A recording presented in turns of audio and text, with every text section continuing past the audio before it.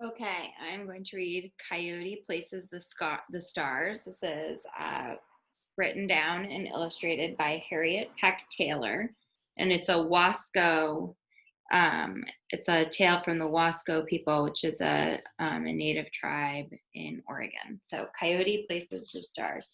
And at the end of the book, I'm going to read to you the notes about how the art was made. It's really, really cool.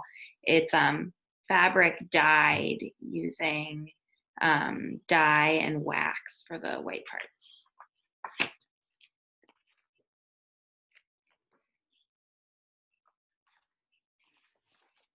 Coyote Places the Stars, retold and illustrated by Harriet Peck Taylor. Look, this is even an autographed copy. That's pretty cool.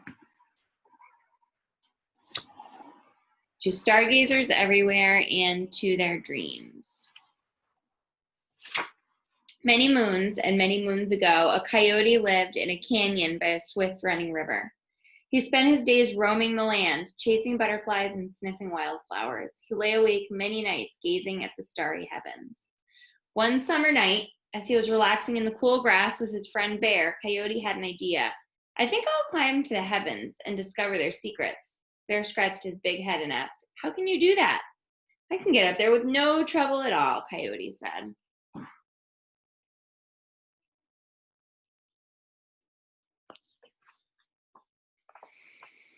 Now, Coyote was very skillful with a bow and arrow. He gathered a very large pile of arrows and began to shoot them at the sky. The first arrow whistled through the air and landed on the moon. Coyote launched a second arrow, which caught in a notch of the first. Whirr went one arrow, whiz went the next, and on until this line of arrows made a ladder. Coyote then began to climb. He climbed for many days and nights until he finally reached the moon. He slept all that day as he was very tired.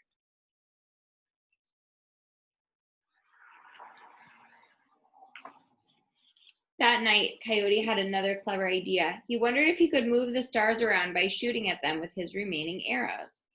His first arrow hit a star and moved it across the sky. He found he could place the stars wherever he wanted. Coyote wagged his bushy tail and yelped for joy. He was going to make pictures in the sky for all the world to see.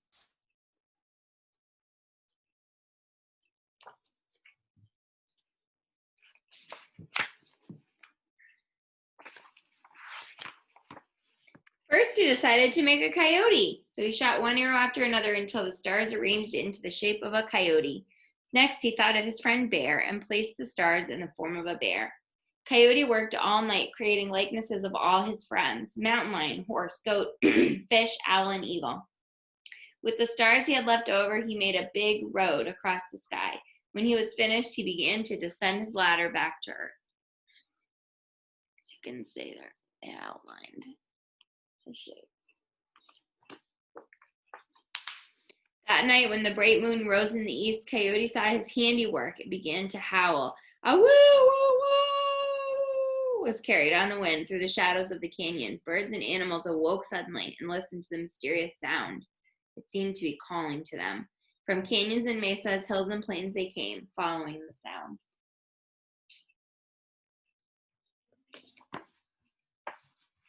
Bears bounded out of their dens. Squirrels scampered and rabbits hippity-hopped over the hills. Bobcats crept and bristly porcupines waddled along the trail. Graceful deer moved slowly, while lizards slowly crawled across the desert.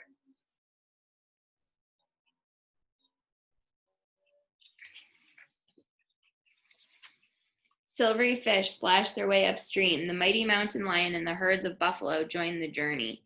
The great eagle soared over moonlit mountains. On and on went the parade of animals, following Coyote's magical voice.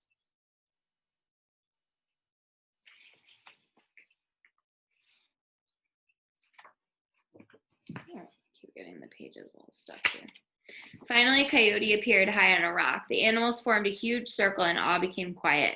Coyote's eyes blazed with pride as he said, Animals and birds and all who are gathered here, please look at the sky. You'll see the stars arranged in the shapes of animals. I made a ladder to the moon, and from there I shot my arrows to create the pictures you see. As the animals looked up, a great chorus of woofing and whiffing, screeching and squawking filled the air. I made a coyote and my friend Bear. You will see the mysterious owl, the great eagle, the goat, horse, fish, and the mighty mountain lion. This is my handiwork.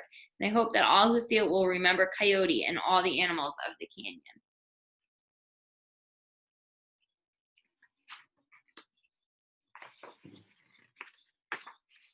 They are all looking.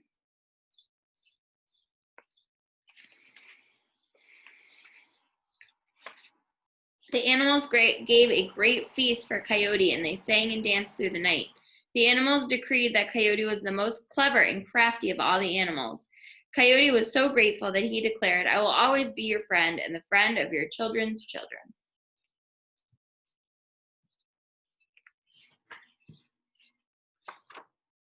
Now, to this day, if you listen closely in the still of the night as the moon is rising, you may even hear the magical howl of Coyote. He is calling you to go to your window, to gaze at the star pictures, and to dream. So this says, Coyote Places the Stars, a retelling of a Wasco Indian story, is based on 2 printed versions of the legend, How Coyote Arranged the Night Sky and They Dance in the Sky, Native American Star Myths, by Jean Gard Monroe and Ray A. Williamson, and Coyote Places the Stars in Giving Birth to Thunder Sleeping with His Daughter, Coyote Builds North America, by Barry Holston Lopez. To create the illustrations, the artist painted with dyes on cotton fabric. Detailing was applied in a wax resist batik method. Transparencies of the art were then color separated using 4 color processes.